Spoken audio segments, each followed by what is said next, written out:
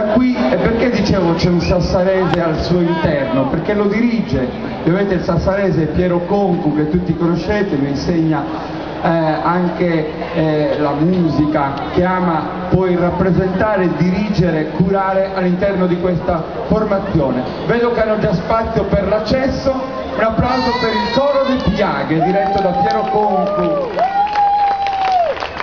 Pogues Lontanas è il titolo del loro prodotto discografico. Con questo lavoro hanno messo insieme la prima raccolta di un repertorio che ovviamente va già oltre in termini di canti. Vanno fieri e orgogliosi di questo primo loro frutto. Stasera ci propongono subito qualcosa ovviamente che fa fiorire le voci. Piero dov'è? Arriva, lui siccome è sassarese, entra per un applauso solo per Piero, un uomo troppo simpatico. Eccolo qui. Rino, dove sei? Eccoti qua, perché il coro poi insomma è tuo, nel senso che tu lo presiedi, lo coordini, no? E stasera che cosa ci raccontate attraverso il canto e le voci? Niente, noi presentiamo stasera due brani praticamente inediti, musicati dal nostro maestro Piero Concu e soprattutto come testo è un poeta ploaghese, Antonio Satta. I titoli? A Manzanile la prima e No Bad Gusto la seconda. Coro de Piaghe.